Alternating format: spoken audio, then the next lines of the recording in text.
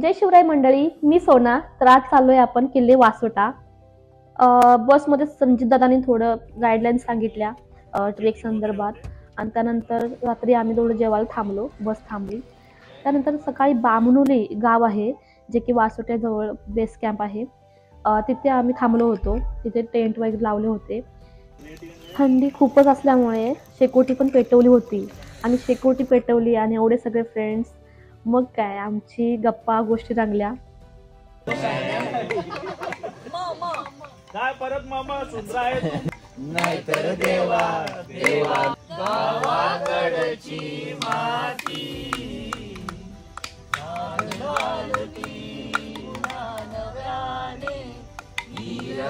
सकाळी तांबडं फुटायला लागलं होतं, पण इतकी भयानक थंडी होती. हे समोरचं आहे ते कोयनेचं शिवसागर जलाशय. वासोटा किल्ले वासोटा म्हणजेच किल्ले व्याघ्रगडला जाण्यासाठी या पाण्यातून विरुद्ध साईडला म्हणजे आपल्याला बोटिंगने प्रवास करावा लागणार होता.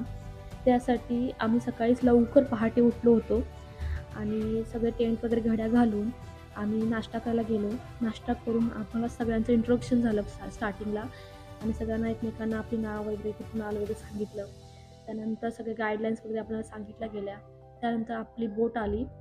घनदाट जंगलाच्या सोबत या गडाला कोयनेच्या अथांग जलाशयाची म्हणजे शिवसागर जलाशय याची कोंदण लाभले आहे. महाराष्ट्रातील समस्त दुर्भटक्यांना मुरळ घालणारा हा वनदुर्ग म्हणजे किल्ले वासोटा किंवा व्याघ्रगड. मग किल्ले वासोट्यास येण्यासाठी आपल्याला पुणे, सातारा, कास पठार ते बामणोली असा प्रवास करावा लागतो. बोटीमध्ये पण आम्ही खूप मजा केली. जे लोक रात्री झोपले नव्हते त्यांनी मस्त झोपेचा आनंद घेतला. साधारण तासाभराचा रोमांचकारी प्रवास केल्यानंतर कोयनेच्या घनदाट अरण्यात लपलेला अंगखांद्यावर सुळका असलेला वासोटा आपल्याला दिसायला लागतो. वासोट्याचं इथूनच रूप खूप सुंदर दिसत होतं. आपण बोटिंगद्वारे आता वासोटा किल्ल्याजवळ आलोय. मी तुम्हाला किल्ला पाठीमागून दाखवते. ऑलमोस्ट आपण पोहोचलोय. 2 मिनिटांना आपण उतरणार आहे बोटिंगवर. आमचे रणजित दादा, आमचे उन्हाळ पटकन इथून आता आपला 1 तासाचा ट्रेक स्टार्ट होतोय. आता आपण बोटिंगद्वारे आलोय. आता इथून जवळपास 1 तास ते 1.5 तास आपल्याला ट्रेक करायचा आहे. इथून आपण आता स्टार्ट करणार आहे. चेकपोस्टवर आल्यावरती आपला काउंट आणि प्लॅस्टिक काउंट घेतला जातो. येता जावळी जाता गोवळी या वाक्याची पुरेपूर अनुभूती देणारा हा जंगलातील प्रवास आहे. सूर्यकिरणेही पोहोचत नसलेल्या गर्द झाडीने व्यापलेल्या या जंगलातून प्रवास करणे हे एक प्रकारचे विलक्षणीय साहसच आहे. जातानाच वाटेवर लागणाऱ्या या झऱ्याकाठी एका दगडी चौथऱ्यावर मारुती आणि गणपतीची सुंदर अशी मूर्ती आहे. जंगलामुळे किल्ल्याकडे जाणाऱ्या या उभ्या चढणीच्या मार्गावर दाट वृक्षराजी असल्याने आपणास फारसा थकवा जाणवत नाही.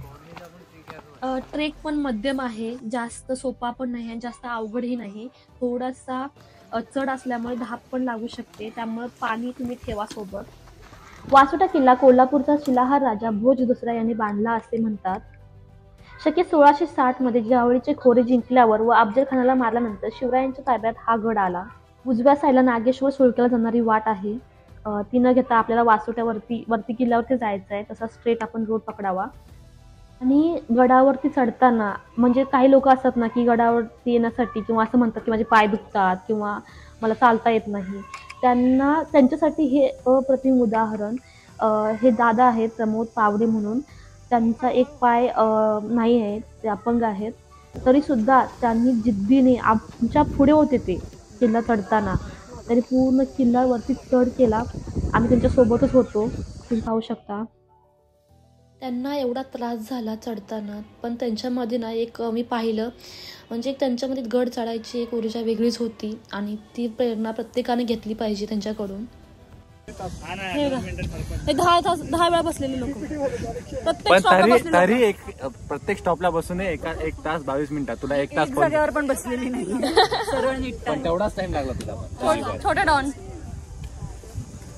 किल्ल्यावरती आणि हिवाळा सुरू असल्यामुळे सगळेच लोक वासोट्याकडे बघतात. निसर्ग सौंदर्य खूप आहे, त्यामुळे सगळेच लोक वासोट्याकडे येतात, त्यामुळे खूप गर्दी होती. सुरुवातीलाच पुढे असणारा नागेश्वर सुळका पाहण्यासाठी गेलो. दुरून दिसणारा नागेश्वर सुळका पाहून गडप्रवेश करताच समोरच आपणास छप्पर नसलेले मारुतीरायाचे मंदिर दिसते. मारुतीरायाचं दर्शन घेतलं. तिथून आम्ही पुढे आलो. आपल्याला एक मंदिर लागतं, तिथं एक पुरातन शिवलिंग दृष्टीस पडतं. तिथं दर्शन घेतलं. सुंदर अशी मूर्ती आहे. थोडीशी पडझड झालेली आहे मंदिराची, कारण एवढा पाऊस लागतो इथे, त्यामुळं हे साहजिकच आहे. तिथून आल्यावर एक चुन्याचा घाणा लागतो, पण आज माणसांची एवढी गर्दी होती की चुन्याचा घाणा दिसतही नव्हता. तिथून पुढं आल्यावरती 2 आपल्याला टाके दिसतात पाण्याचे, आणि टाके इथून जरी तुम्हाला दिसले तरी हे ते पिण्यायोग्य पाणी होतं. खूप लोक पाणी पित होते तिथे. नंतर आपण येतो जुन्या वासोट्याच्या रौद्रभीषण बाबू कड्याकडे तोंड देऊन उभ्या असलेल्या कडेलोट बुरुजाजवळ येतो, आणि तिथे हा इको पॉईंट आहे. म्हणजे आपण एखाद्याला आवाज दिला तर तिथून 4 ते 5 वेळा तो आवाज आपल्याला रिपीट ऐकू येतो. आम्ही पण तिथून टाक्यातून पाणी भरून घेतलं.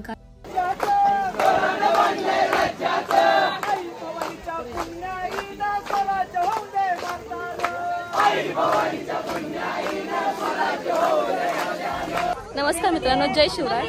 तर सकाळपासून आपण वासोटा किल्ला स्टार्ट केला होता चढायला, आणि फायनली आम्ही किल्ला पाहून सगळं मस्त एक्सप्लोर करून आता आम्ही खाली निघालोय.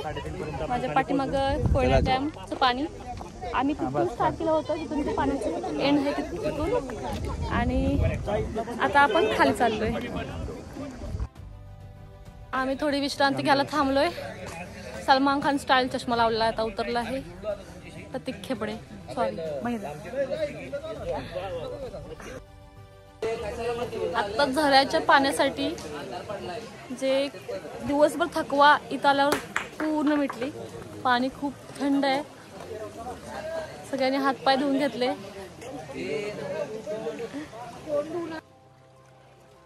दादा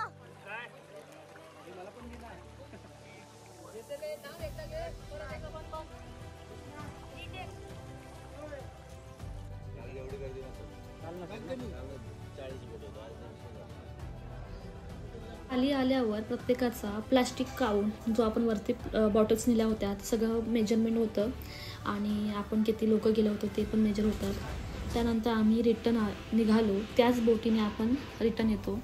त्यामुळे कोयनेच्या जलाशयातून करावा लागणारा रोमांचकारी प्रवास, जंगली श्वापदांनी भरलेला घनदाट जंगलातून जाणारी वाट, जुन्या वासोट्याचे गुडमय दर्शन, बाबूकड्याचे रौद्रभीषण रूप, आकाशात झेपवणारी नागेश्वर गुहा, हे सगळं पाहून आपण घरी निघालो. नमस्कार मंडळी, मी सोना, जय शिवराय. तर आपण आता वासोटा ट्रेक सक्सेसफुली कंप्लीट केला आहे, आणि आता आपण बेस कॅम्पकडे आलो आहोत. आता आम्ही लंच करणार, आणि त्यानंतर आम्ही घरी पोहोचू. खाली येऊन मस्त असं जेवण केलं सर्वांनी. छान असं जेवण पण होतं.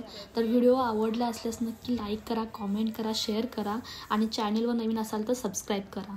धन्यवाद. Bye bye.